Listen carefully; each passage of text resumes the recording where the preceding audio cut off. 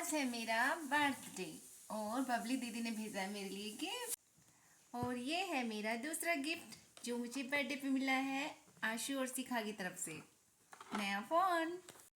अच्छा लगता है ना जब हमें कोई उम्मीद ना हो और एकदम से हमें कोई सरप्राइज गिफ्ट मिलता है। और दोनों ही गिफ्ट बहुत ही प्यारे हैं। आशु ने ये गिफ्ट मुझे पहले ही दे दिया था जब मैं वीनू की शादी में गई थी। उसने बोला था जब मेरे 10 के कंप्लीट हो जाएंगे यूट्यूब पे तो मुझे नया फ़ोन मिलेगा, लेकिन उससे पहले मेरा बर्थडे आ गया और 10 के मेरे कंप्लीट नहीं हुए थे तो उसने मुझे ये गिफ्ट बर्थडे गिफ्ट के तौर पे दे दिया है। और बबली दी की तरफ से मैंने सोचा भी नहीं था कि मुझे ऐसा कुछ सरप्राइज़ मिलेगा। और दोनों ही गिफ्ट बहुत प्यारे हैं। कितने प्यारे हैं ये सही में, है ना। Thank you Babli di and thank you Pooja for this lovely beautiful gift. और ये साड़ी भी बहुत सुंदर है। तो 31 दिसंबर को आता है मेरा बर्थडे और स्वागत करती हूँ मैं आपका अगली सुबह 1 जनवरी 2024। तो इस नए साल की पहली सुबह की शुरुआत करेंगे हम मंदिर में अपने प्रभु के दर्शन पाकर और करेंगे उनके प्रति आभार व्यक्त दिल से और प्रार्थना करेंगे कि जिस तरह से पिछले साल उन्होंने हमारा मार्गदर्शन किया इसी तरह से इस साल भी अपनी कृपा दृष्टि हम सब पर बनाए रखें। और अपने प्रभु के आगे मैं उन सब लोगों को धन्यवाद देना चाहूँगी जिनका मेरी लाइफ में योगदान है मेरी लाइफ को बेहतर बनाने में। और इसके लिए मैं सबसे पहला धन्यवाद करती हूँ अपने माता पिता का जिन्होंने मुझे इतने अच्छे संस्कार दिए, इतनी अच्छी परवरिश दी। और उनकी परवरिश के लिए सिर्फ मेरे पास 2 लाइनें हैं कि हमें नाज है अपनी परवरिश पे, हम गुस्से में भी बात करने की तमीज़ नहीं भूलते। क्योंकि जिन रिश्तों में सामने से ही तू तड़ाक हो जाए तो पीठ पीछे तो सम्मान की कोई उम्मीद ही नहीं कर सकता। और ऐसे लोगों का भी मैं दिल से धन्यवाद करती हूँ। यदि ऐसी परिस्थितियाँ नहीं होती, इस तरह से वो नहीं बिहेव करते तो शायद मैं अपने जीवन का एक और सबक नहीं सीख पाती, अपने आप को और मजबूत नहीं बना पाती। पलटकर जवाब देना बहुत आसान होता है, लेकिन उनके गुस्से को देखकर हमारे अंदर दया की भावना जाग जाए उनके प्रति तो समझो हमने एक पड़ाव को पार कर लिया। क्योंकि इस पड़ाव पर पहुंचने के लिए अपने आप को बहुत जलाना पड़ता है अंदर से। सच में मेरा तो अपना यही अनुभव है। लेकिन कहते हैं ना, सोने को कसौटी पर कसा जाता है तभी वो खरा सोना कहलाता है। और इसलिए मैं अपने प्रभु को दिल से धन्यवाद देती हूँ कि मैंने ये परीक्षा पास कर ली। अब जो मुझ पर गुस्सा होता है ना, उसके ऊपर बदले में गुस्सा नहीं आता बल्कि तरस आता है उसके ऊपर।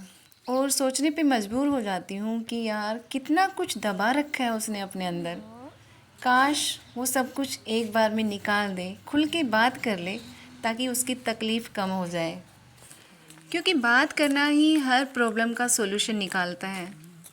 अंदर अंदर घुटना, चुप रहना, अंदर से गुस्सा करना ये किसी चीज़ का हल नहीं होता, बल्कि जितना हम अंदर गुस्सा, नफ़रत, द्वेष, ईर्ष्या पालेंगे ना, ये समझ लो कि हम मेंटली डिस्टर्ब रहेंगे और अपने अंदर, अपने बॉडी के अंदर कोई ना कोई प्रॉब्लम क्रिएट कर लेंगे।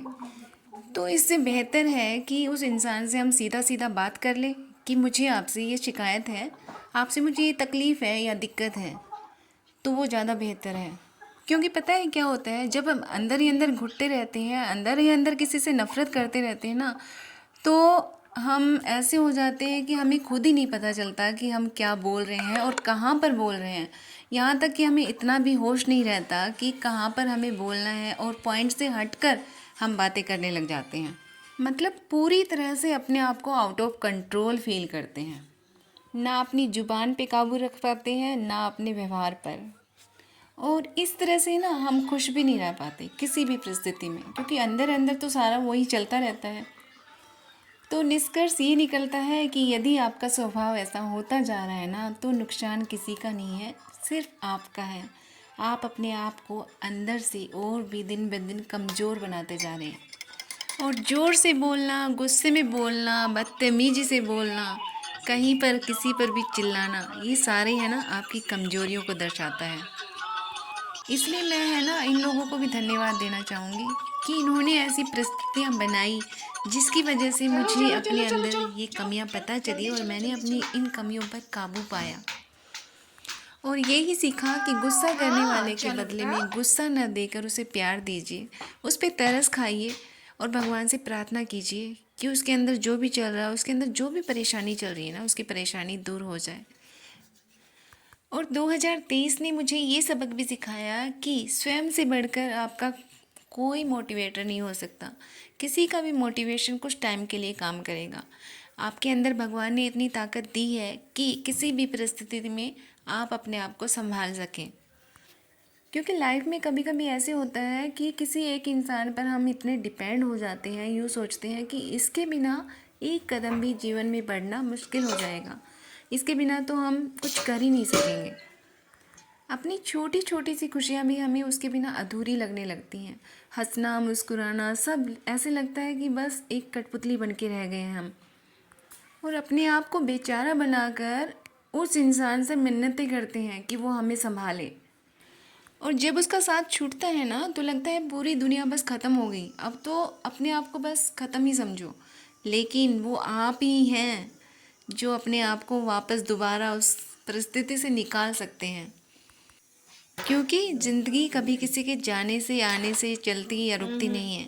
कहते हैं ना कि कोई भी सिचुएशन अच्छी या बुरी नहीं होती, हमारा जो रिएक्शन होता है ना, वो उसे अच्छा या बुरा बनाता है। तो ये आपके ऊपर डिपेंड करता है कि वहीं पे अटके रहना है रोते बिलखते हुए, या मूव ऑन करके आगे बढ़ जाना है और ज़िंदगी को सही तरीके से जीना है। क्योंकि जो अपने होते हैं ना, वो कभी साथ छोड़ के नहीं जाते और परायों के लिए अपना समय बर्बाद नहीं करना चाहिए।